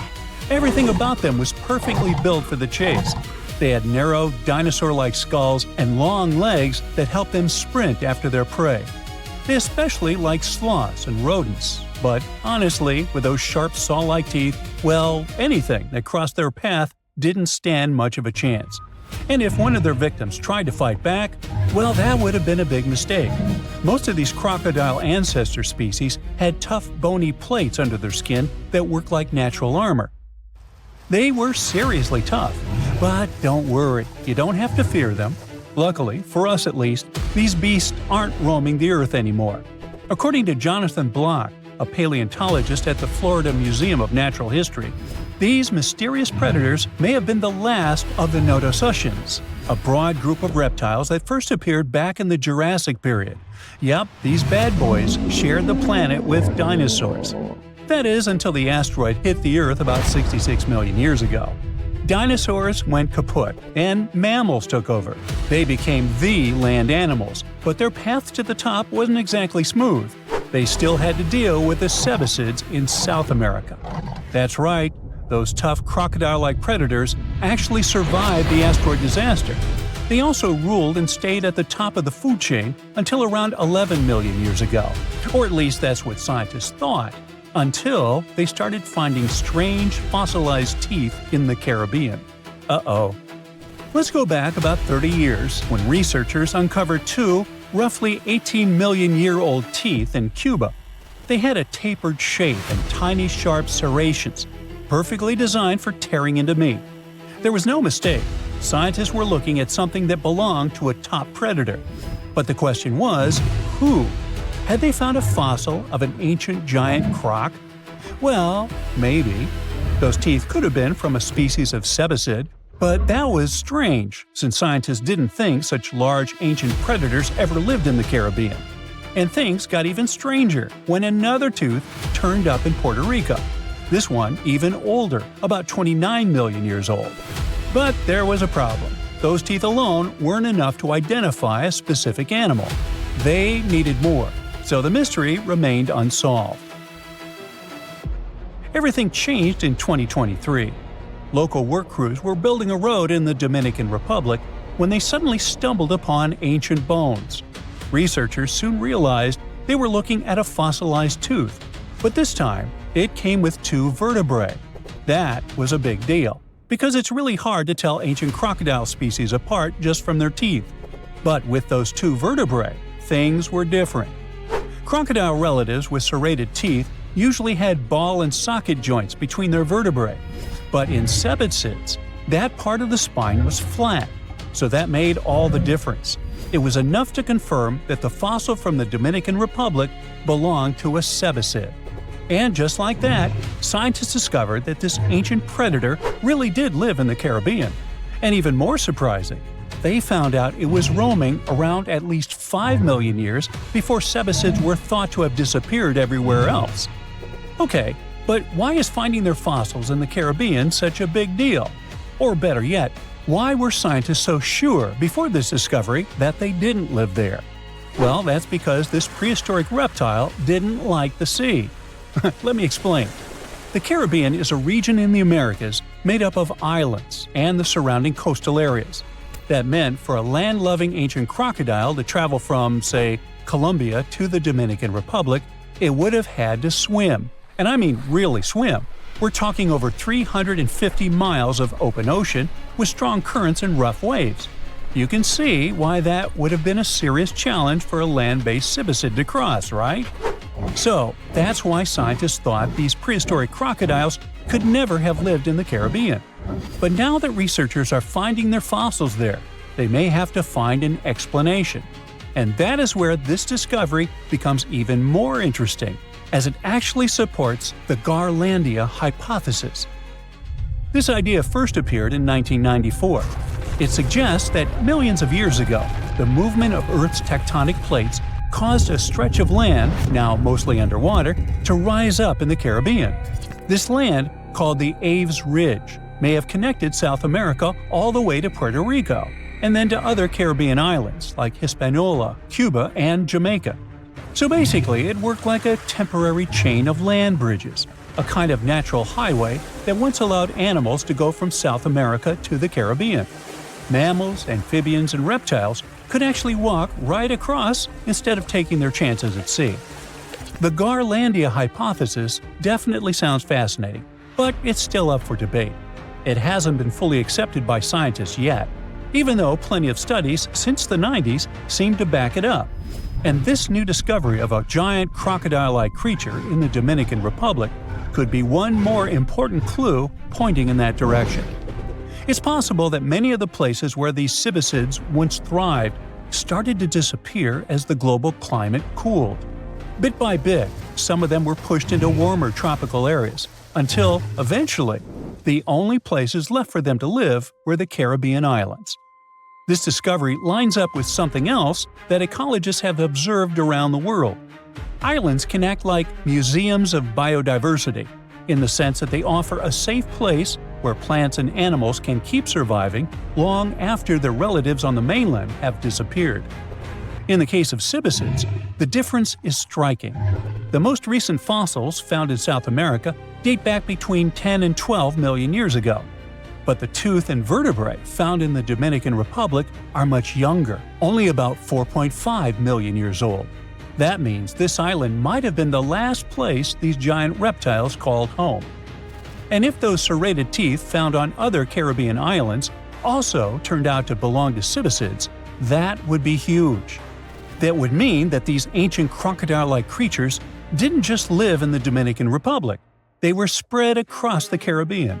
And who knows, maybe we'll still find more of its fossils in places like Puerto Rico, Haiti, and Jamaica. Although the tropics are among the most biodiverse places on Earth, much of their natural history remains a mystery. Discovering a giant ancient crocodile in the Caribbean is a reminder that the world we live in today is just one chapter of Earth's long, ever-changing history. And who knows what other prehistoric crocodiles or ancient creatures are still waiting to be found beneath our feet. So in the early 2000s, a geology major went on a field trip to the world's largest open-pit coal mine in Colombia. He picked up a piece of rock and noticed impressions of some prehistoric leaves on it. Then he found more rocks, and each of them had the same pattern.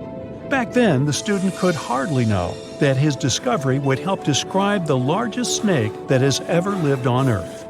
The student took his findings to a local scientist who called up the Smithsonian Institute and invited them for a fossil hunt. He wasn't that surprised, as he knew there were fossils in the pits of Sarihan. Back in 1990, another geologist found a fossil there and brought it to his office. He wasn't sure of what it was and called it a petrified branch. Years later, a paleontologist saw an image of this branch.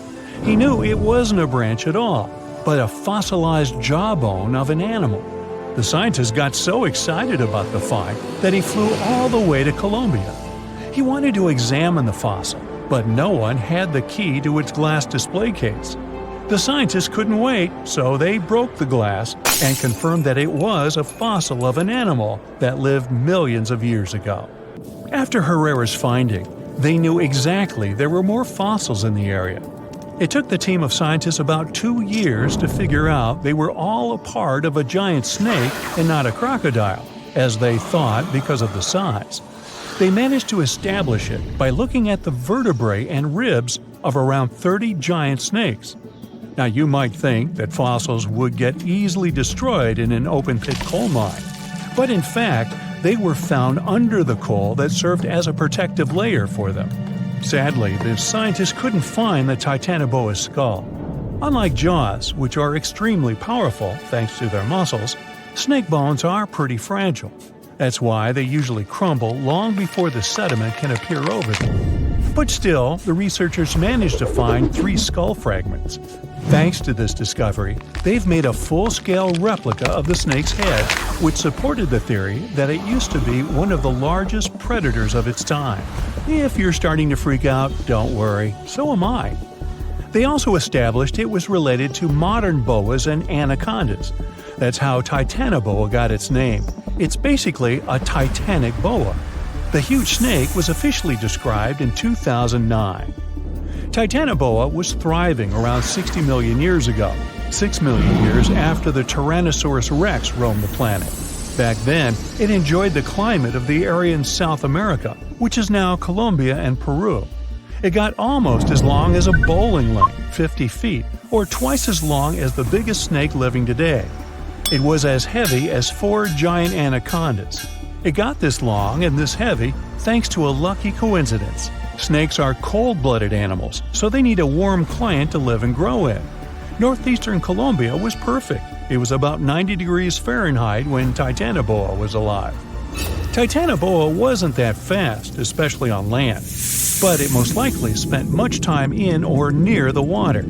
Our hero could swim at a speed of up to 12 miles per hour. Like present-day snakes, it could wriggle around and change direction really quickly.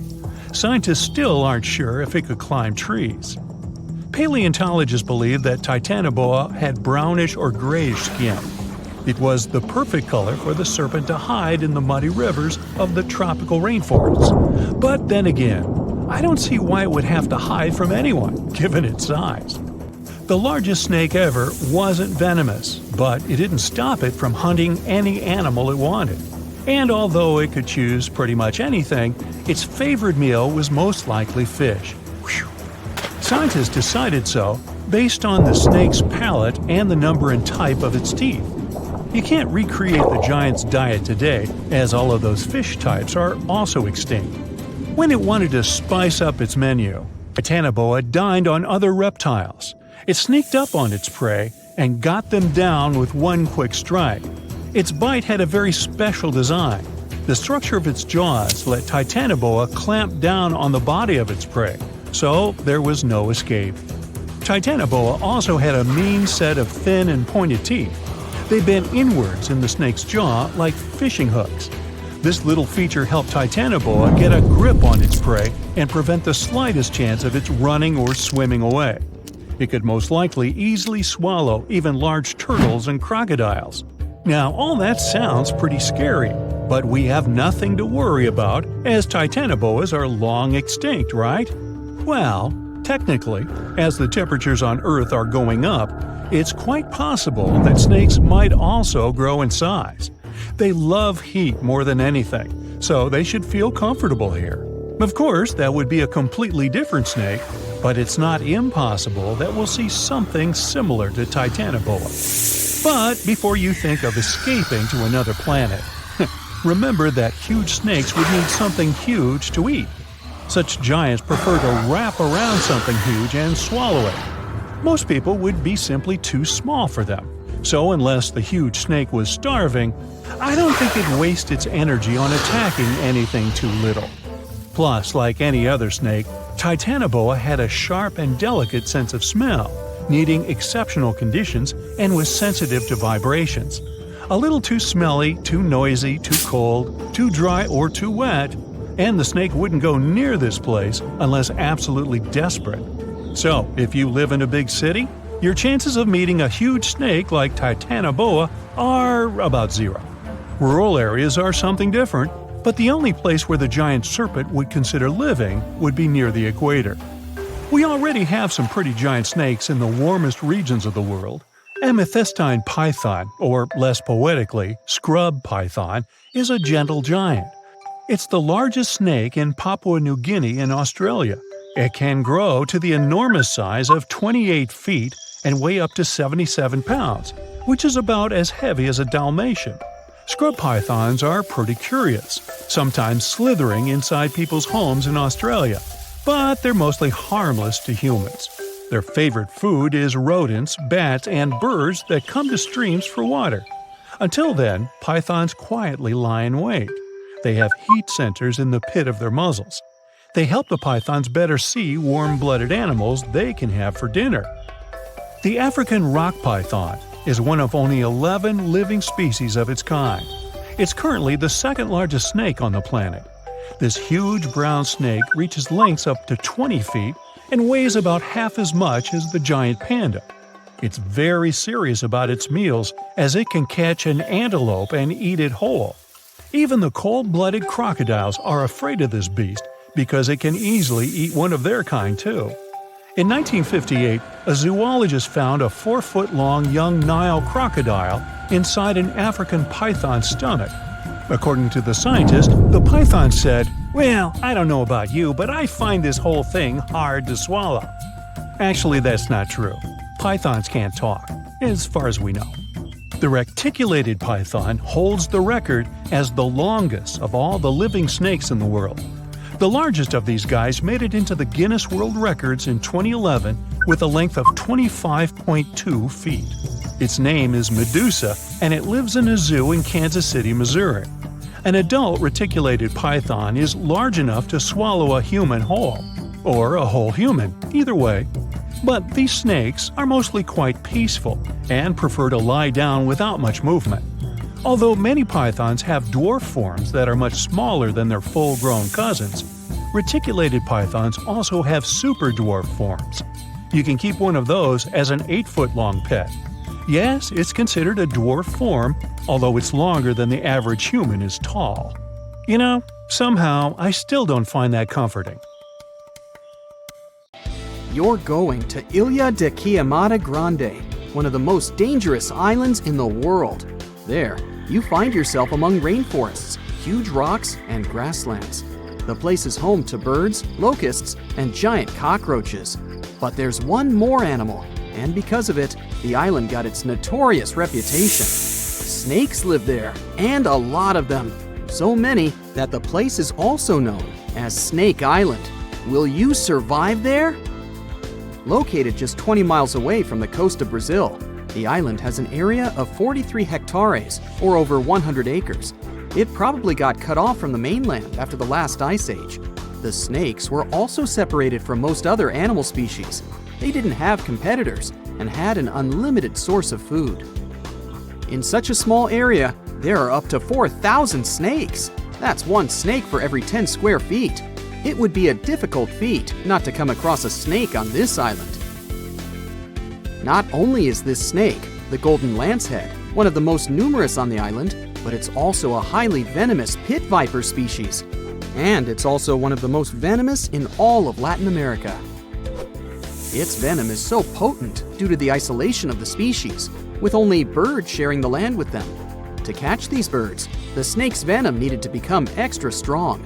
And indeed, since they got separated from their distant relatives, their venom has become up to 5 times more powerful. Most of the time, these snakes hide in the trees or amongst leaves on the ground. If you find yourself stranded here, you'll want to keep yourself a safe distance away. Snakes mainly use their sense of smell and rely on vibrations. If you get too close to one, either stand still or slowly walk away. If you make too many vibrations, this will make them feel threatened, causing them to strike. If you spot them a safe distance away, or if you're walking toward tall grass, stamp your feet a couple of times. This will notify snakes of your presence. They won't risk taking down prey larger than they are and will likely slither away. Carrying a stick is always a good idea, just in case you happen to come across a snake accidentally. This way, you'll have an extension of your arm that cannot be bitten. This simple thing might save your life. A stick with a V shape on the end will give you even more advantage. even if a snake starts acting aggressively.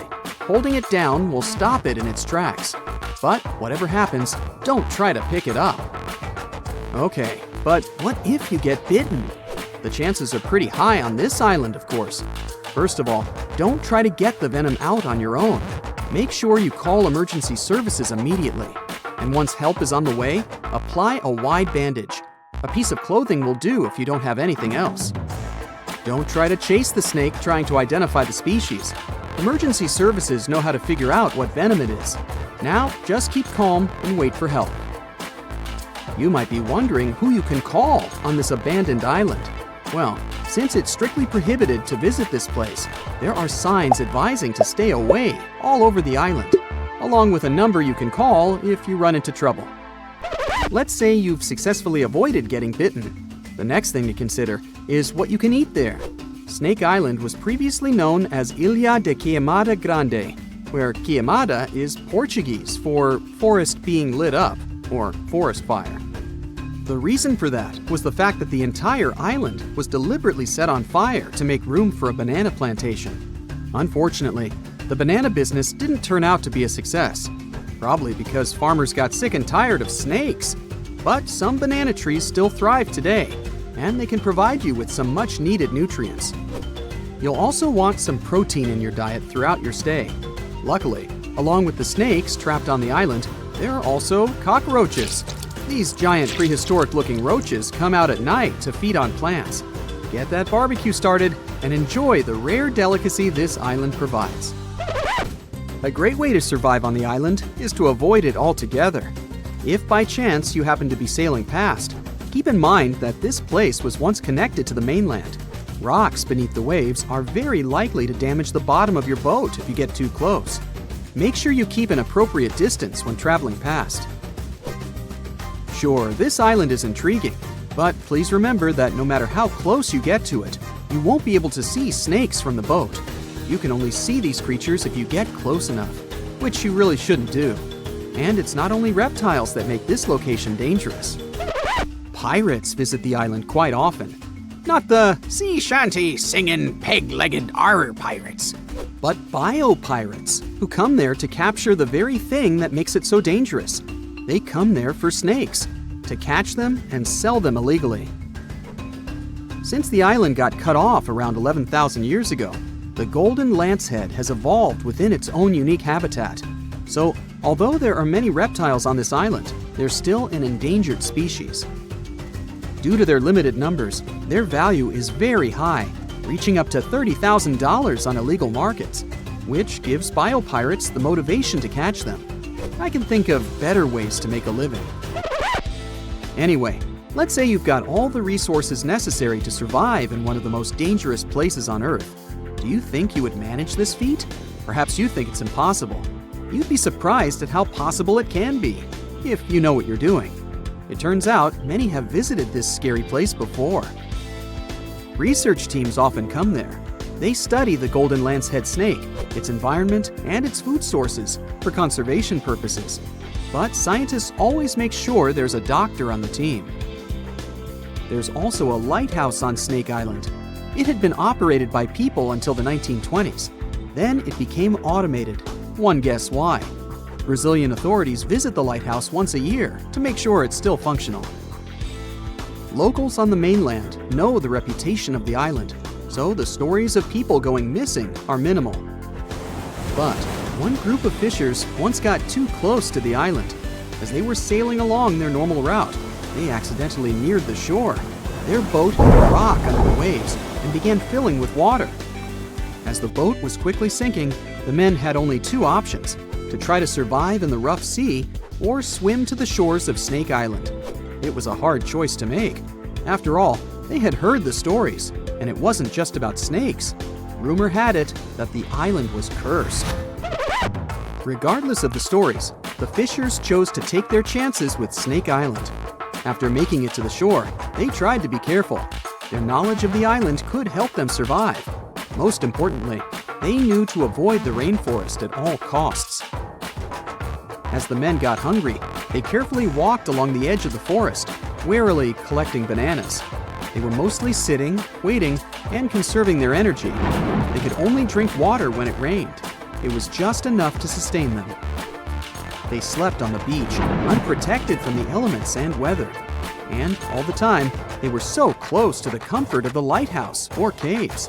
They were probably overly cautious, but it was either enduring some discomfort or risking their lives for a dry bed.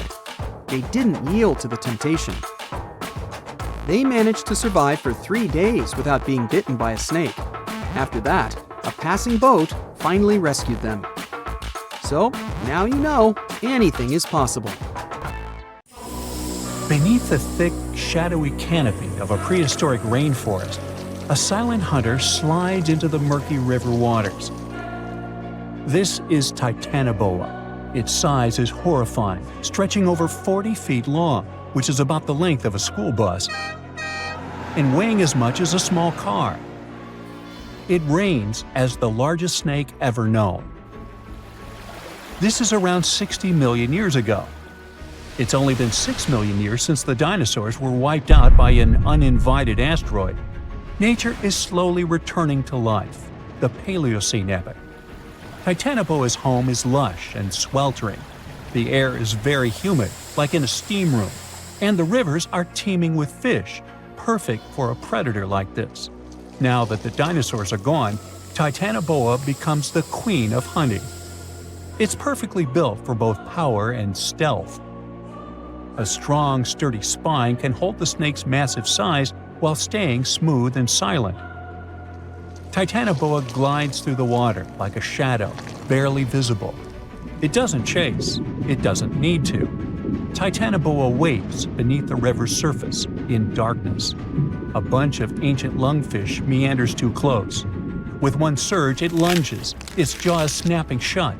The fish doesn't stand a chance. Titanoboa's grip is unrelenting. After the prey stops moving, the snake immediately consumes it whole. For millions of years, this snake ruled the rainforests. Nothing could challenge it.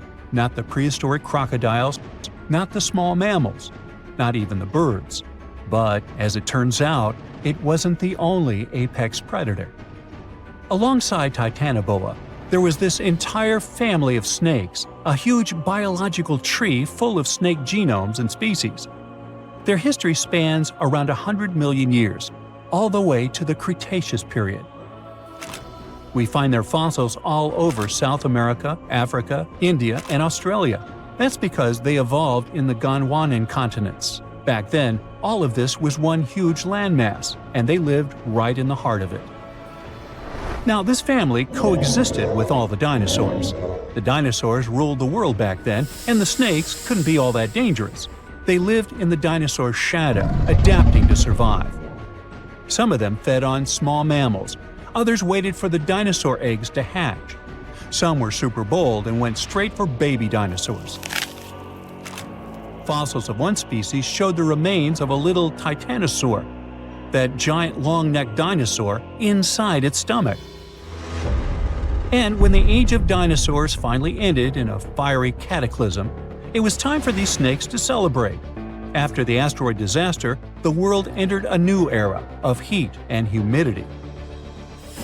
The warmer the climate, the easier it is for cold reptiles to thrive. Snakes, including Titanoboa, grew larger than ever, but so did the members of this family. All the snakes spread across continents, growing larger and scarier by the century. And eventually, Titanoboa stopped being the only ruler of jungles. Fast forward to about 47 million years ago. Now it's the Middle Eocene epoch, the tropical lowlands of what today is Western India. A lush, swampy place, full of rivers and pools. The earth was warmer, with turtles and crocodile-like creatures basking in the sun. And there evolved the largest and most fearsome predator of them all, Vasuki indicus. Even the name feels important. Vasuki, the serpent king of Hindu mythology, a colossal snake that's coiled around the neck of Lord Shiva, strong and loyal. And the indicus part is because the snake's fossils were discovered in India. Vasuki surpassed Titanoboa and grew to a jaw-dropping length of 50 feet, like a 4-story building. It also weighed as much as a small elephant. Unlike Titanoboa, who preferred to hunt in the rivers, Vasuki mostly hunted on land, though it still could venture into the water when needed. It prowled the marshy ground with quiet, calculated movements, blending with the dense undergrowth. Vasuki also ate crocodiles, massive turtles, and even early whales in local water pools. No one stood a chance. It had immense muscles and squeezed with unimaginable force. But the snake's jaws were much scarier. Unlike Titanoboa and today's pythons, Vasuki couldn't swallow massive prey whole. Instead, it ate them alive with its teeth, just like this. Fast and absolutely brutal, it was an apex predator of its time.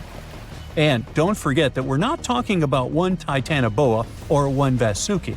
These snakes were part of entire populations. In the Paleocene, rivers were full of various Titanoboas.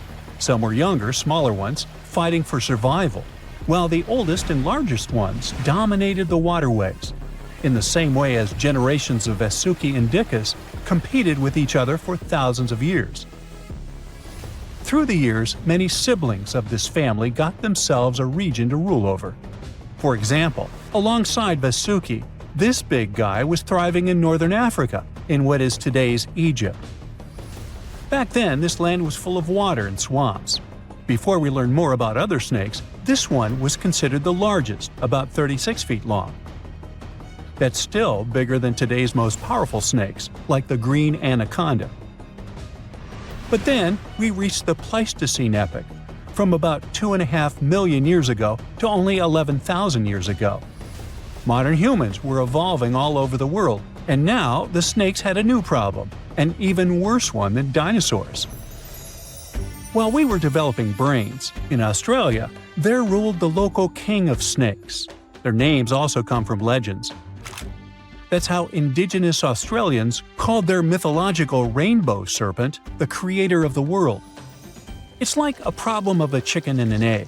Was the snake named after a deity, or did the Aboriginal people create their deity after a snake? Ancient Australians coexisted with those predators for thousands of years. They warned their children how to avoid dangerous spots, passing down stories of the terrifying serpents. In their legends, the great rainbow serpent was shaping the land, rivers, and features of the world. These legends were most likely inspired by the powerful nature of those snakes. If only they knew that these animals weren't even as huge as Vasuki or Titanoboa. Though they were still dangerous. Urlungor was up to 26 feet in length. They preferred the more green and humid parts of Miocene Australia, like waterways with lush plants around the riverbanks. And there was much more potential prey. Urlungor had a thick body as wide as a human thigh. It loved to hunt in what is today the northwest Queensland. Its fossils were found in the limestone of Riverslade. It was a fascinating find. The skull was almost intact, with teeth and everything, which is crazy considering that snake skulls are very fragile and usually don't survive fossilization. Just like snakes before it, Urlungor didn't rely on venom. It was a constrictor, quick and powerful. But at least now these reptiles weren't as brutal. Their hugs quickly caused cardiac arrest in their prey. So the end came rather quickly. Also, they no longer could swallow the prey whole, and didn't have the same sharp teeth as Vasuki or Titanoboa. So both Urlungor and Wanambi had to eat very slowly, just like pythons today. Meanwhile, Wanambi was about 20 feet long. This one had a similar head, so it could only hunt marsupials, reptiles, and other little things that ventured too close. Wanambi's domain was the waterhole. It lay coiled in the shade, motionless, its body blending seamlessly with the dusty earth. If kangaroos and wallabies cautiously approached to drink, they wouldn't even notice the predator until it was too late. The Wanambi snakes lingered in Australia for millions of years. Even when the climate and ecosystem changed, it didn't bother these guys. In fact, they thrived in Australia's cooler, drier regions. Yet, even giants fall. Time moved on, the earth cooled even more, and nature began to change. Wanambi managed to last up to around 50,000 years ago and could have lasted longer if it wasn't for humans. The same Aboriginal Australians who once feared Wanambi eventually spelled the N for the snake. All these years of being the apex predator, only for the little apes to hunt you into extinction. But that's how evolution goes. Eventually, all the giant snakes disappeared, leaving behind only their fossils and stories like this one. In 2016, two researchers were trekking through the forests of Arunachal Pradesh, India, when they literally stumbled upon this camouflaged beauty hidden in the leaves. A local man pointed out the snake, and they quickly realized it wasn't just any average viper. With its unusual pointed snout, similar to a hump-nosed viper, and a stunning orange belly, this snake had them scratching their heads. Back at camp, they took a closer look and knew they'd found something special. DNA tests at the Indian Institute of Science confirmed it. They found a brand new species, now known scientifically as Trimeresurus arunachalensis. But the snake's unique features didn't stop there. The snake's paired reproductive organ was unlike any other viper, and its scale pattern was completely unique. While its closest relative has around 20 rows of scales around the middle of its body, this mysterious snake had only 17. The next species is a record breaker, and it's known as the largest gecko ever discovered, measuring around 2 feet long and being as thick as a man's wrist. The only known specimen of Delcourt's giant gecko is currently in France, but its exact origins are still a little bit of a puzzle. At first, people thought it might be from New Zealand because some local legends spoke of a giant, mysterious lizard that lived in forests. Even though it was a pretty fascinating theory, some recent DNA studies suggest that this nocturnal species is probably from New Caledonia. But as of now, no one can confirm it 100%. In general, sleeper sharks are big, slow-moving creatures that mostly hang out in deep, cold ocean waters.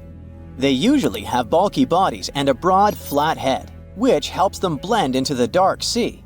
But in 2017, was caught at a fishing harbor and collected from a fish market located in Taiwan, and it didn't look like any of its relatives.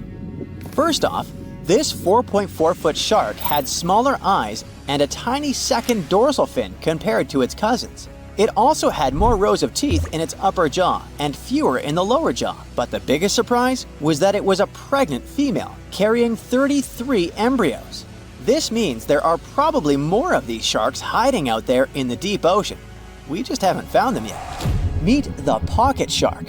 It is tiny, just about 5.5 inches long, while most deepwater sharks are around 6.5 feet.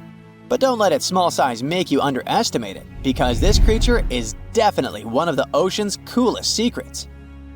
Discovered in 1979 in the deep waters of Chile, this tiny shark is like a real-life spy gadget with its mysterious pockets near its front fins. These pockets are large, measuring about 4% of its body length, and are believed to either glow or secrete pheromones. So, this shark might actually light up to either confuse predators or attract prey in the dark depths. And when I say deep, I mean really deep. It is believed that this creature hangs out over 9,000 feet down, which is roughly the height of 7 Empire State Buildings stacked on top of each other, but inside the ocean. Besides its initial discovery in Chile, it was spotted again in 2010 in the Gulf of Mexico, but it hasn't shown up since. The pocket shark is not the only glowing animal we're talking about today. This inch-long cockroach, scientifically known as Luchihormetica lucae, was actually first collected back in 1939, but only got its moment in the spotlight decades later in 2012. What makes this little buddy so interesting is that it uses bioluminescence, meaning it has spots that light up in the dark. Unlike fireflies that mostly use their glow to find a mate, this cockroach uses its light to mimic a toxic click beetle and scare off predators. Unfortunately, the region in Ecuador where it was found was hit hard by a volcanic eruption, raising fears that this glowing marvel might be a one-of-a-kind discovery. Continuing with tiny creatures, meet Hippocampus minotaur, also known as the bull-necked seahorse. This little seahorse stands out with its wide neck, large head, and small body, which is why it's got the Minotaur nickname. The only known specimens were collected off the coast of Eden, Australia, and no one has ever seen it alive in its natural habitat. So that's why we don't know much about its day-to-day life. Some studies suggest it lives deep underwater, around 325 feet down, which is roughly the equivalent to the height of a 30-story building. It's believed this mysterious seahorse likes to wrap its prehensile tail around corals and might even hide in sand beds. Its yellow-orange color likely helps it blend into coral reefs. So spotting this intriguing creature in the ocean is pretty much like trying to find a needle in a haystack. Next on our list is the Nariño cat. In 1989, a single specimen of this mysterious spotted feline was discovered in Galeras volcano in southern Colombia. This little guy had a short tail with 7 black rings and a black tip, and its fur was absolutely unique, being more reddish than that of its relatives. Understanding that it wasn't an ordinary animal, researchers decided to visit a bunch of museums all over Latin America to find similar felines, but they came up pretty empty-handed. Then, DNA analysis confirmed that it was unlike any other known cat, having split from its closest relatives around 1.9 million years ago. The Bogota sun angel is a hummingbird with a stunning purple color and black flight feathers, plus a bright green chin and crown. For years, we only knew of one specimen that was bought in Bogota, Colombia back in 1909, and that was pretty much it. Nobody knew much more about this beautiful and mysterious bird. But that changed in 2017, when a study decided to analyze its DNA once again. The results suggest that the Bogota sun angel might not be a completely separate species after all. It looks like it is actually a hybrid, meaning it was a mix of hummingbirds from 2 different species. And it's likely that its mother was a long-tailed sylph, which is a gorgeous hummingbird that mostly lives in the Andes in South America. The spotted green pigeon, also known as the Liverpool pigeon, is like the unicorn of the bird world. It was first described in 1783 by an English physician named John Latham, who saw it once and that's it. Since then, no one has ever doubted that it was a pigeon, and many researchers were convinced it was a distinct species. But recent DNA studies revealed that this bird could actually be closely related to the famous dodo. You know, that chubby, flightless bird from Mauritius that looked like a giant pigeon with a quirky beak. Anyway, the Liverpool pigeon is about 13 inches long and has a unique look with yellow spotted feathers. Unlike its ground-loving cousin, the Nicobar pigeon, the spotted green pigeon was likely more of a tree hugger, feasting on fruits up in the branches. Today, if you want to see this rare bird, you'll have to visit the World Museum in Liverpool, where the only known specimen resides. While you're in England, make sure to swing by London and check out the Natural History Museum. There, you will find the only specimen of a flying fox known scientifically as Pteropus bruneus.